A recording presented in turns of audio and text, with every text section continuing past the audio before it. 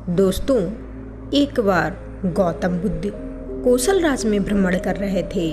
एक गरीब की कुटिया पर पहुंचने पर उसके मालिक ने उन्हें भोजन पर निमंत्रण दिया। भोजन करने के पश्चात गौतम बुद्ध कुटिया के पास एक बगीचे में टहलने लगे। उनकी नज़र एक ऐसे स्थान पर पड़ी जहां ना तो कोई पेड़ था और ना ही किसी तरह की घासें थी।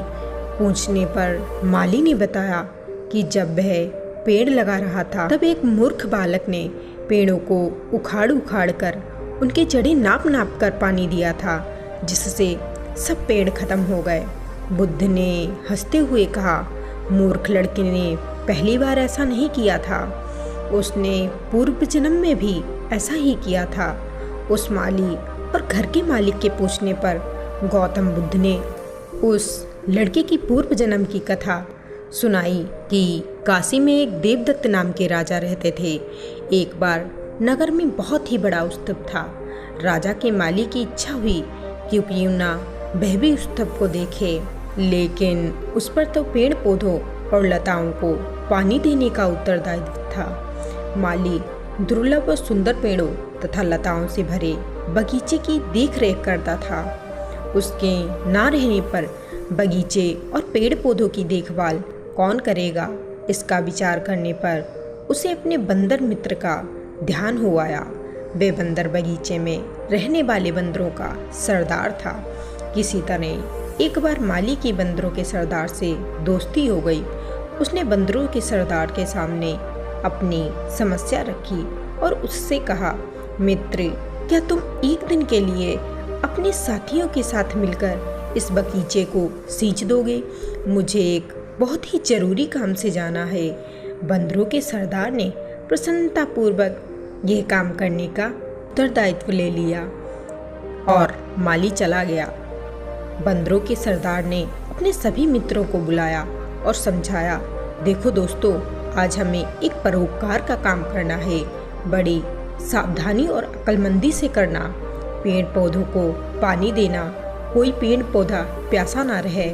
जिस पेड़ को जितनी प्यास है तुम्हें उतना ही पानी देना है, अन्यथा पानी की समस्या हो जाएगी।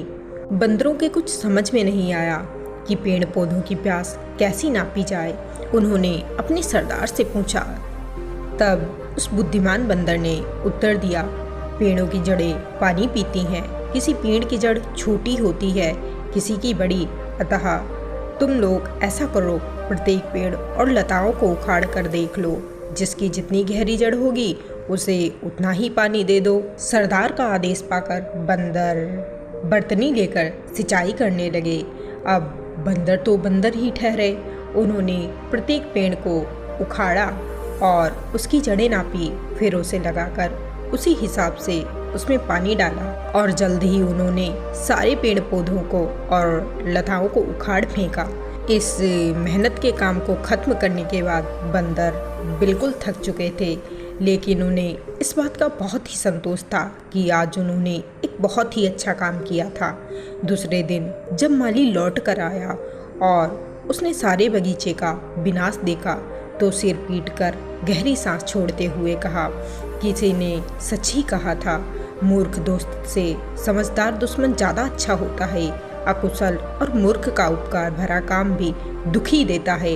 अब तो आप लोग समझ ही गए होंगे कि एक मूर्ख दोस्त से एक समझदार दुश्मन ज़्यादा अच्छा होता है, क्योंकि एक मूर्ख दोस्त का उपकार भरा काम भी हमें दुखी देता है। कथा को खत्म करने के बाद गौतम बुद्ध मुस्कुराते हुए बोले।